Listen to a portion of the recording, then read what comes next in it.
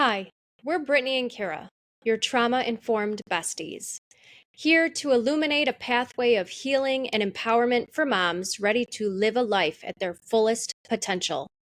We've got the real talk from abuse to neglect to hardships of parenting, because you are not alone on your healing journey. And together, we can step out of the darkness and into the light because we are resilient moms.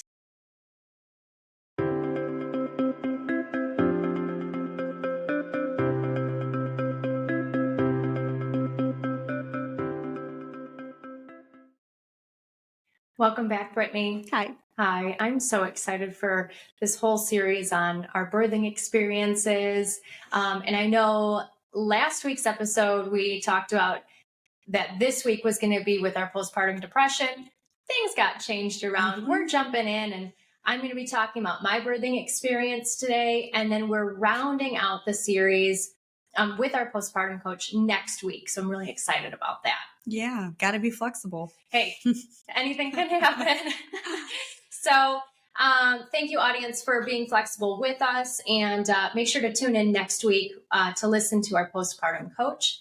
And today, I'm just going to kind of dive into my story with my son, my pregnancy. It is nothing compared to what you, Brittany, went through. But I think we both kind of left with similar traumas, right? Mm-hmm. The birthing experience, I think, leaves similar traumas for every mom. So I remember, gosh, I feel like it was just yesterday when I got pregnant. Oh, gosh. It feels forever ago for me. I remember taking my pregnancy test like it was yesterday. Mm-hmm. And I was young. I was 23 years old. I had just moved home from Houston, and I was so excited because my boyfriend and I at the time, who's now my husband, we were together on and off for, at that point, 8 years. Long time. Yeah. And so we were really excited to just have this rekindling of our relationship, and so much passion and love there, and a lot of history. And, a couple months later, after I came home, we found out we were pregnant. And Brittany, you were the first one I called. Oh.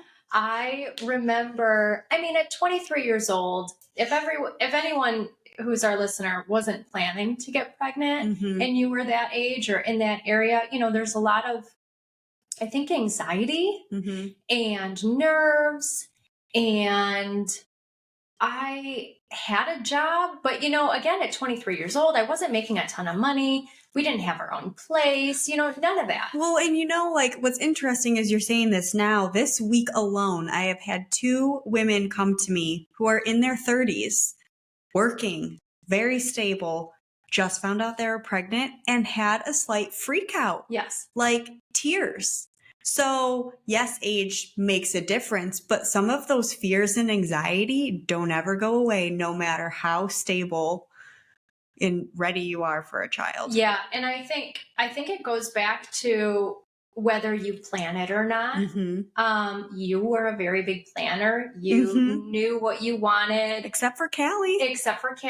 But you knew you wanted to get pregnant. Yes, I did. Yes. I don't think at 23 years old, for me, my thought process wasn't even, getting married and having kids.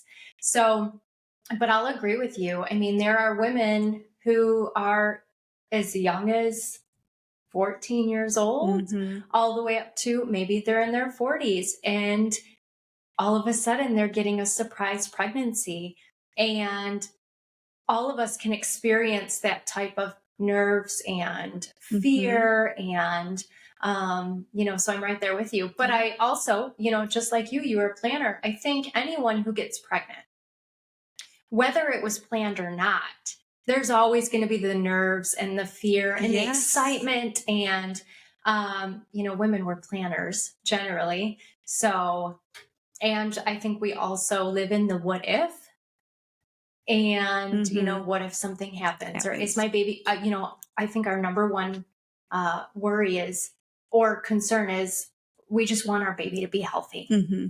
Yeah. So I remember getting a pregnancy test. this was really early too. So I had started showing symptoms within, I think, a week.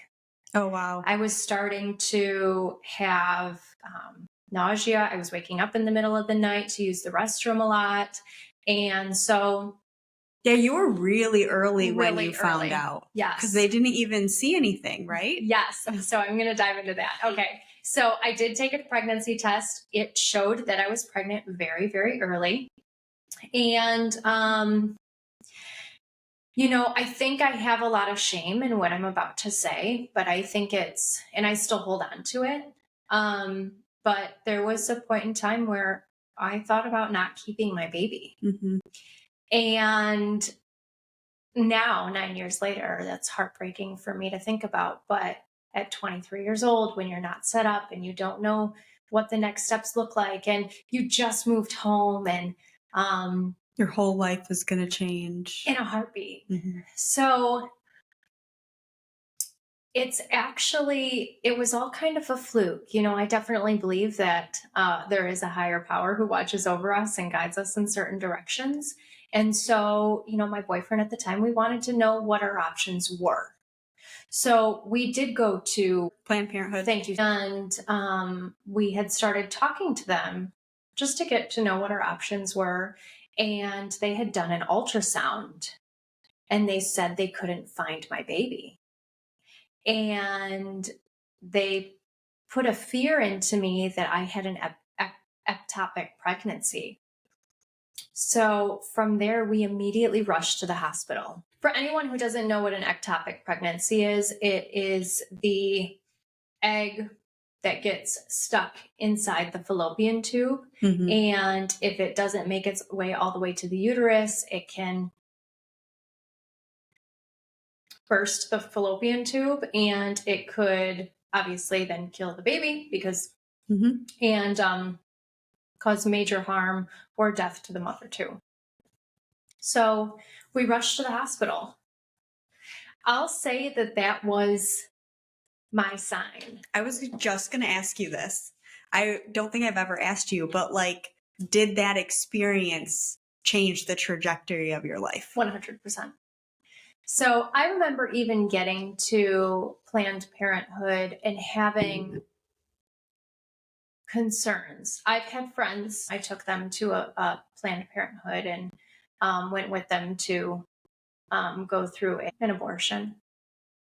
So I know the effects that happens not only to their bodies, but their mental state.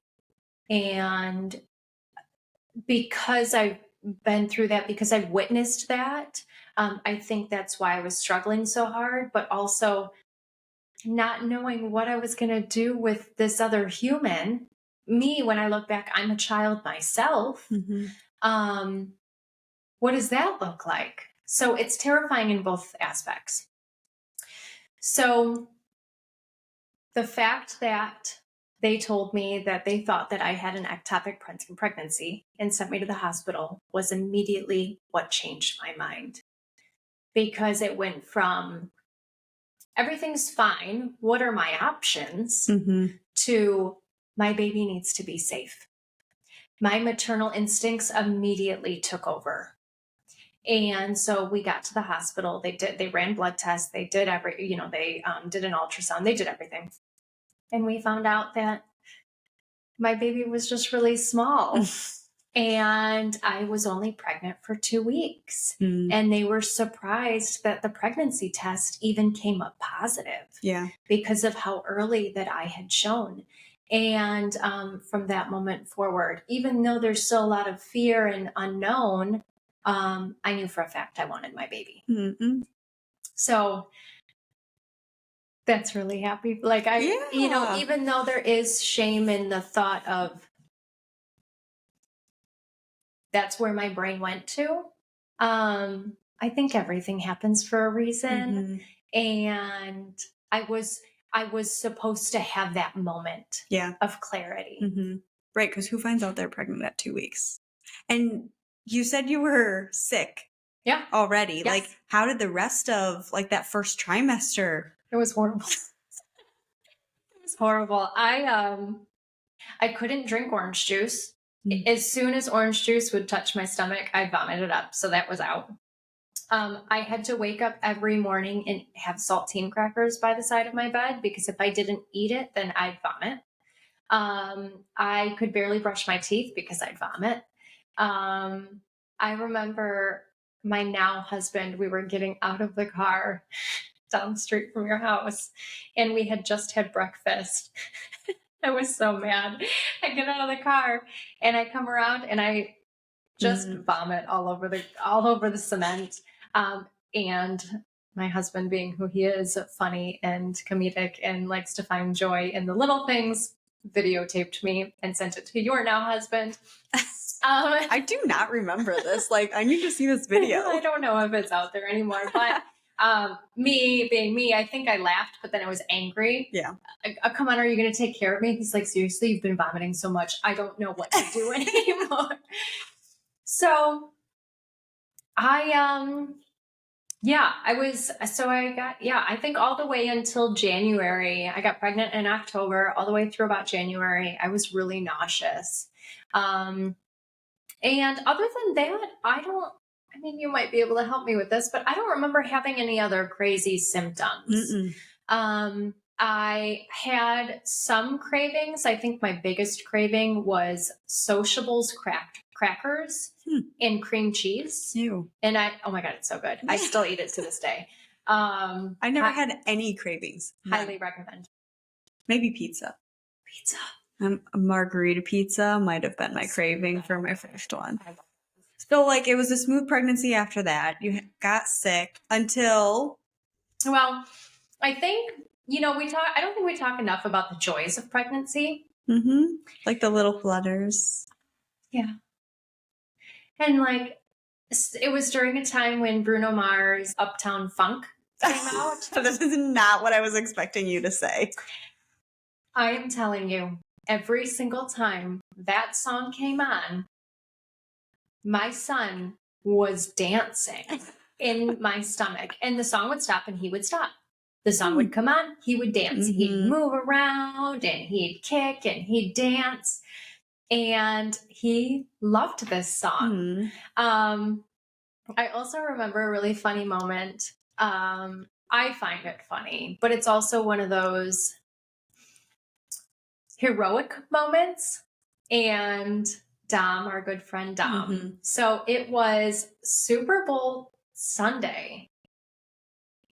And I was working at the bar. I was bartending at the time. So this is February. Gosh, I'm 4 months pregnant at this time? 5 months pregnant? And so I helped close down the bar and it had snowed so bad in Michigan this year. So it was 2015 February. I think I had a snow day the day after this. I'm pretty sure you did. Because there was so much snow. And I remember driving home, and the drive home wasn't too bad, but I lived on a main street at the time, which was right around the corner from you. And I'm sitting in the middle lane. There's no way for me to get into the driveway. Oh, because the snow was so high. And there was no way for me to get down the street, to park on the street. So I'm just sitting in the middle lane. It's got to be 3 o'clock in the morning. I shut down the bar, cleaned it up, got ready to go home, and nobody's answering their phone. No one. And I go, who is the one person I think I can rely on who is up all the time? And I called Dom 3 o'clock in the morning, and he's like, oh yeah, I'll be right there. So he comes down the street in like boots, shorts. And shorts. Yeah. And maybe a hoodie. It was freezing outside. And there was a shovel on the porch and he shoveled the driveway so I could get in. I don't remember this. I don't know if I had ever shared it. But he saved me because I tried calling my now husband a million times. He could sleep through a tornado. I tried calling my now mother-in-law, the kids in the house at the time. Nobody was answering. Dom saved me. And all in all, at the end of the day, could I have just sat in the middle of the road? No. I could have, but no. Would I have found during a snowstorm while you're 5 months pregnant? I don't think so. That doesn't sound safe. I probably would have found another solution. Who knows? I'm solution oriented. So yes, I remember being flustered and tired, and I just wanted to go to bed. And he did. He saved me. So sweet. I give him a lot of credit. Yeah, he's incredible. He's such a fantastic human. So that was one of the big moments during my pregnancy too. But I'm going to be very frank. I'm a very vain person. Okay. Not as much as I used to be. I remember as a child, I looked in the mirror every single time I went past one. But I have a very particular way that I like to look. And being pregnant was not one of those ways. It's hard for you. It was very hard for me. And I know I'm not the only one who could feel this way, right? I mean, I think that there are some women who just don't enjoy being pregnant. No, my sister felt this way. Yeah, for sure. And so I think that was my biggest struggle is I didn't like the weight that I was putting on. And it didn't make me feel comfortable. And I think that made me a little depressed. But my main priority was my baby. So guess what I'm going to eat? Because I want to make sure that my baby is fed. So I wore heels and dresses and got dressed up and did my hair. And I think I wore heels all the way up until my 8th month. Jeez. And yeah, I was in tennis shoes from day one.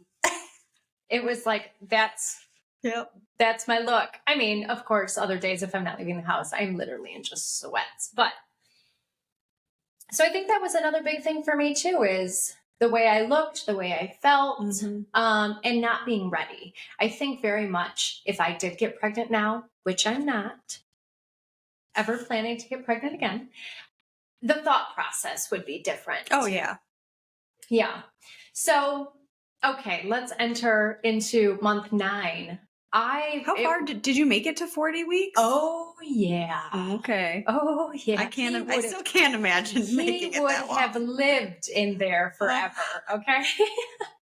So, but I remember, I think my biggest symptom towards the end of my pregnancy, I was swollen. I was so swollen. I remember coming to your house, you were gardening, and I have to sit up with my feet up because I had so much fluid in my ankles. And Brittany's so sweet, audience. She's so great. She'd bring me lemon water. No, I didn't. Yes, you did. I did. Yes, you did. Cucumber water, lemon water to help reduce the swelling. Oh yeah. You took care of me. You were a godsend during my pregnancy. It was also great because she lived 5 houses down from me. Okay. Here's where it gets fun. So my sister had come to live with us the last 2 months. The last 2 weeks of my pregnancy. So she came up from Florida. With you and Chris? Yeah. So we had Chris's mom? No, we had gotten the house over in Roseville, Clinton Township. Oh. I think when I was... It might have been May. Yes. I remember just this. a couple months before I delivered. So we had gotten our own place. And my sister came to stay with me the last 2 weeks and had planned to stay with me for a short time after I delivered. So we had my son, let's see. I had my 40-week checkup on July 6th. And I go in, it was exactly 40 weeks. And so I go in to the doctor and they do an ultrasound and they check to make sure everything is okay and everything looks great. And they're like, you should be coming anytime soon. I really started to get antsy. I'm doing manual labor in my yard. I'm pulling like anything to induce labor in my body because he just was not budging. And so I'm getting ready to check out that day with my sister. And the receptionist says, hey, I just wanted to check. Did they check out your fluids? And I kind of looked at her like she was crazy. I said, no, I don't think so. And she said, okay, they absolutely need to do that. You go have lunch. Come back in a half an hour. I'll get you in. I said, okay, great. So my sister and I go grab lunch. We come back. They're checking my fluids. And come to find out, thank God for this receptionist, because I would have just gone home. but there was no more fluid in my amniotic sac. And so the doctors looked at me and said, you need to go to the hospital immediately. Okay, so tell us what happens if there's no fluid. Like, what does that mean? Clearly an emergency. You had to go straight to the hospital. I never looked it up. Oh. However, my logical brain, because there's no more fluid, that's what helps the baby breathe. Yeah. That's what helps the baby move. And so if there's no more fluid, and I think if it goes unresolved, my assumption is they die. Yeah. I should look that up, but I never did. It was not, even though that they said I had to go immediately, they were going to let me leave without even checking. It can't be that big of a deal. My boyfriend and I at the time only had one vehicle. I'm not going to the hospital without him. Yeah. So I go pick him up and then we go to the hospital. So what? Maybe another half hour, 45 minutes. So we get to the hospital. We, very much like it, we didn't have a bag packed. Even at 40 weeks? I am the biggest procrastinator, okay? No, I didn't have a bag packed. I literally went to the hospital with nothing except for the clothes on my body. I didn't go home. I didn't pick anything up. No, I had nothing. There was no like emergency bag run to the hospital. It's so funny when I watch movies and they're like getting everything ready. Yeah. Okay, there's this bag that we keep in the car. No, absolutely not. So we just showed up to the hospital and what I was wearing. He ended up going home the next day and made sure that I had my hairbrush and my toothbrush and all the things. So, but no, there was nothing. So we get to the hospital, I would probably say around, let's call it 3:00 on July 6th. And they start getting me all set up and they tell me that they're going to put me on Pitocin to help me start dilating. And they're also going to put the Foley in, not for urine, but to also induce. It dilates the cervix. Thank you so much. And so that probably goes in, I'll say around 5:00, 6:00 maybe. My mom was living in Florida, just like my sister at the time, and she had a standing flight. So at any point within a few week period, she could just get on a plane, which I think is really cool. That is cool. So I had called her, told her that I was going to the hospital, and she ended up arriving in Detroit at about 10 p.m. At that point in time, I was in so much pain. Nauseous, right? You're going through the contractions. And so for me, I'm a mover. And I went, I can't just stay in this bed and continue to go through the pain. I need to go for a walk. So I just started walking around the hospital. And as I walked, the pain started to subside. You didn't have an epidural yet? No. Not until the next day. What? So I'm just walking around the hospital. And actually, I'll tell you, I've used this tip on now other moms. So my girlfriend, Jetta, she had, the Pitocin and the Foley, and she was in a lot of pain with her first. And I said, let's go for a walk. And we just walked very slowly up and down the hallways, and she felt better. So it's a tip. I don't know if it'll work for everybody. Unless you're on magnesium. Exactly. If you can do it, try just getting up and moving a little bit. It worked like gas that was in my body out. So that was helping. And it just helped manage the pain because you had something else to focus on. One step at a time. Yeah. Rather than laying in bed, just agonizing in pain. Maybe that's why they gave me pain meds. Maybe.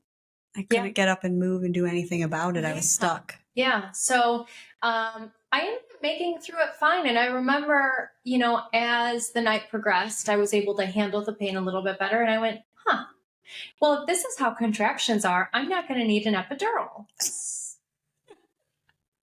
I'll just keep moving. Was I wrong? So they pulled out the Foley at 7 a.m. the next morning. And It seems like a very long time for a Foley. It was a very long time. So But I remember they came in and it was 7 a.m. because I remember they woke me up. I was very unhappy that they woke me up. But they pulled out the Foley and I don't know what they do actually. They take a needle and pop your water. They break your water. Yep. So they broke my water. And within a half an hour of them breaking my water, my real contractions started to happen and I wanted to die. Okay. There was no way I was walking through this pain. Can I tell you a secret? Yes. I have no idea what a contraction feels like. Because you were on so many meds. It's horrible. No idea. I don't. For both of them, never had a contraction. I don't wish it upon you to know. Well, I guess I did have contractions since I delivered normally, but I have no idea. You don't know what they felt like. So contractions with the Foley. Did you feel any of did you feel what that felt like, the pain with the Foley and the Pitocin, or were you still on pain meds at that point? The Foley is what when they put it in, they said, "Do you want pain meds?" I said no, and then it started hurting like down there, and so I was like, "Okay, I'll take those pain meds now." Yeah. And then like a few hours later, they broke my water and gave me an epidural. Okay. So like, you're going on 3 days? No. So 2 I days? went in on July 6th. He was born on the 7th. So went in on the 6th, okay. And they had started putting me on this, I would say probably 4 or 5 o'clock. Yeah. PM. Okay. And then broke the Foley the following morning at 7 a.m. He wasn't actually delivered until 7 p.m. Okay. I only had my Foley for a few hours. Okay. That could have also maybe had something to do with high blood pressure, magnesium, maybe all of that all too. All the things. Okay. So they break my water and I am in agonizing pain. And I think I mentioned in last week's episode that I didn't plan. There was no, okay, I must have a natural birth. Mm-hmm. It was all, whatever is going to happen is going to happen. I didn't want a restricted plan just in case, it doesn't go according to plan. Exactly. So, same thing with an epidural. I went, if I can handle it, great. If I can't handle the pain, also great. Mm-hmm. So like I had said the night before, with the Foley and the Pitocin, I went, oh, wow, this is, manageable. Mm-hmm.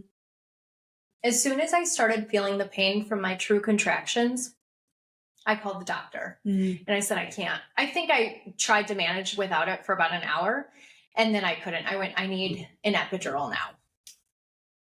So actually, I remember exactly what happened. So I went to go walk it off like I had the night before. And I started becoming very nauseous. So my body was saying to me, you cannot just walk through this. Like, it was too agonizing for me. I started becoming very nauseous and vomiting because of the pain. And I went, okay, I'm going to listen to my body. I need an epidural. Mm-hmm. I remember that moment now very clearly. And so they put an epidural in and then the Foley. Well, the problem that had happened is if I laid on my right side, my son's heart rate would drop. And if I laid on the left side, my son's heart rate would drop. So I had to lay on my back the whole entire time. And because of the way I was laying to make sure that his heart rate wouldn't drop, the epidural was really only working, and I can't remember which side it is right now, but I think it was really only on the right side because more pressure was on that side. And I was very uncomfortable. And I laid like this for, if they gave me an epidural roughly 9 o'clock in the morning, we're talking about 8 hours later. Laying on your back. Yes, it was very uncomfortable. I had the Foley. I couldn't move because if I had tried to move, then his heart rate would drop. And it was, you'd think that I was sitting there thinking this is terrifying, just like you in your instance, but it was, this is just the situation I'm in right now until he comes out, and it sucks, but we'll get through it. So one of the tips that my mother had told me when I was very young, which I still hold true to this day, is if you feel like when you're about to deliver, If you feel like you're going to poop, Yeah. it's time for your body to push. Mm-hmm. And I had that feeling even with my epidural. And I remember like having the doctors come in and check my dilation. And I think I was stuck at a 6 for my dilation. And, you know, they kept coming in and out, and then they just kind of stopped coming. And I'm like, it's time for my son to come out. I want to push. Mm-hmm. And I think the worst part, I think I induced his cone head at one point, because to relieve the pressure that was hurting me so bad, I would push just a little. Mm. And I'm trying to advocate for myself. I'm exhausted. I also have a room full of people. Mm-hmm.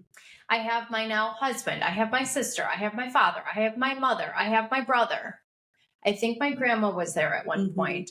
Let me tell you, if you ever feel the need, this is for the audience because you did fantastic with this.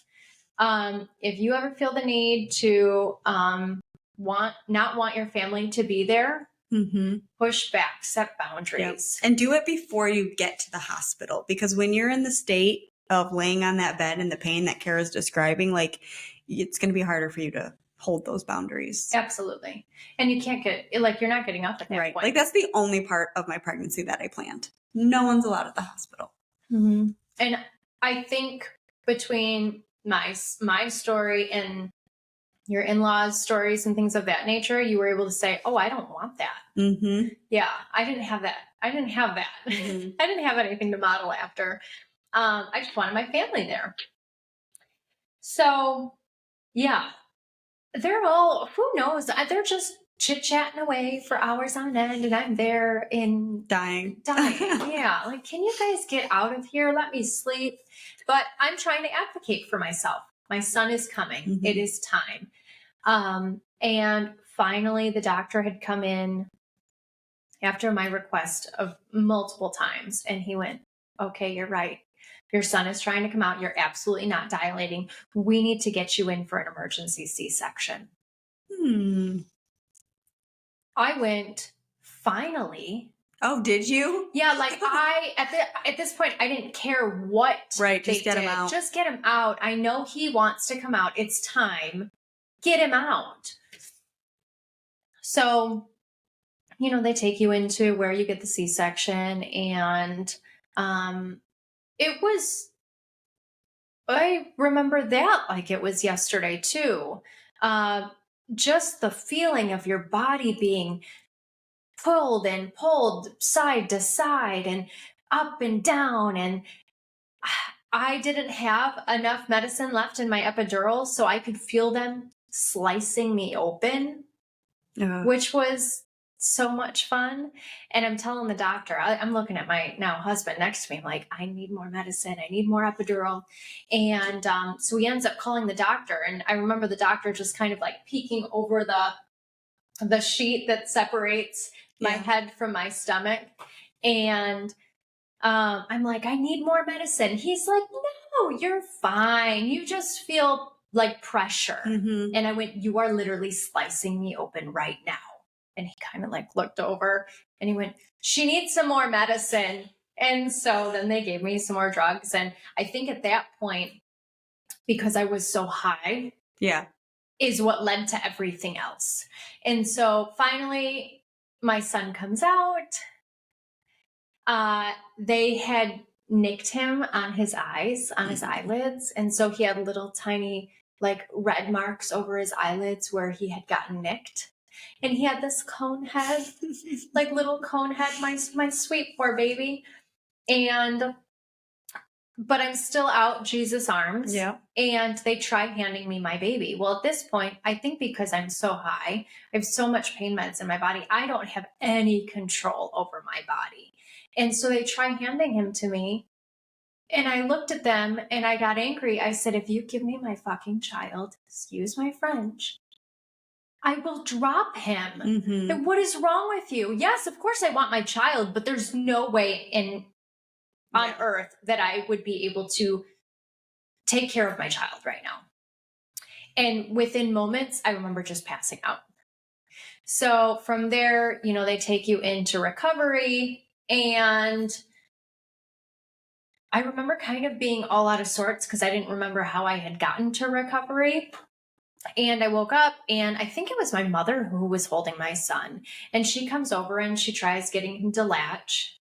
And I'm just kind of like laying there half passed out. And he latches. Great.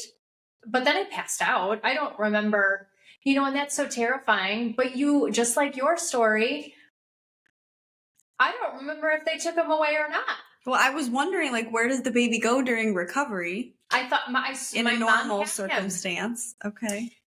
So what had happened in between then, how much time had passed, I have no idea. I remember holding him and I remember passing out again. So did somebody take him? He didn't fall. He's fine, but you don't even have the mental capacity to care for yourself or your child at that point. And I think that's really hard. Eventually, finally, I wake up in a room. And the pain from a C-section is hard. Very hard. Getting up, moving, all of your normal motor skills, I feel like, just from your waist down is deplenished. Is that the word I'm looking for? I mean, it is nothing I would wish on anyone. No. So when people are like, yep, I vote for a C-section, have you had one yet? Because I would do it again. I would not. I would. And I've had both. I would never. Honestly, having a vaginal birth, I feel like I'm being ripped out from the insides. Well, but I also struggle with just a pap smear. Yeah, so I had to request them use a small when in the previous times they were probably using like a medium, the size. I didn't even know that there were different sizes. I didn't either. Okay, guess what? There are different, the medical device that they use to do a woman's pap smear. There are different sizes. Okay, I did not know this. I remember every single time that I would go to get my pap smear every single year, I would actually leave crying and I'd bleed profusely because I felt like I was being violated. Yeah. And I finally called my mom one day and I said, Mom, this is everything that's happening. And she said, why don't you just ask them to use a smaller size? What? Yeah. They don't teach you that as kids. Guess what, moms? There are different sizes. Girls, there are different sizes. Ask for a smaller size, okay? It has changed my life. When I tell you I would lay there, I don't know what size they would use, but I would lay there and feel like my vaginal canal and my pelvis, it would just break apart. That's how it felt. I can't even explain it in any other way. So finally I asked them, I said, this is how I'm feeling during pap smears. I'd really appreciate, do you have a small? And they went, well, let's see. And they went and they looked. And they were kind of apprehensive that I was requesting what type of size and stuff to use, but they did it. And so now I advocate for myself every single time I use a pap smear or go for up my pap smear, even though it's in my chart. That's a small, right? There are different sizes. So because of that, I couldn't imagine pushing a human out. Yeah. Yeah. I also couldn't dilate anyway. So I don't think it's even possible for me to have a natural birth. So, I think that was the biggest thing for me. And then coming home, everything was fine. He wasn't a colicky baby. He slept through the night, right? Starting 2 months old. And honestly, he's the biggest joy of my life. So what is something that you learned from this experience? I think the biggest thing that I learned, not only about the medical field, but maybe myself too, is to advocate for yourself. And that means not only with the doctors, but your family. Like I had mentioned, I think if I could go back and reduce the amount of people that were in my room with me, I think that would have been huge. But again, I think everything happens for a reason. So they were supposed to be there. But if I could go back, I'd probably reduce the amount of people or give them specific hours that they could be there. Mm-hmm. I mean, even that first night that my mom came to town, it was my mother, my sister, myself. Okay. So my mom and my sister slept on the couch. My dad was there and my boyfriend, or my now husband. My dad and my husband slept on the floor. Mm. It is the biggest trigger for my husband. Mm-hmm. When anybody talks about me giving birth, his go-to is, I slept on the floor. Yeah, you did. That's okay. But if I could go back, this is his experience too. Yeah.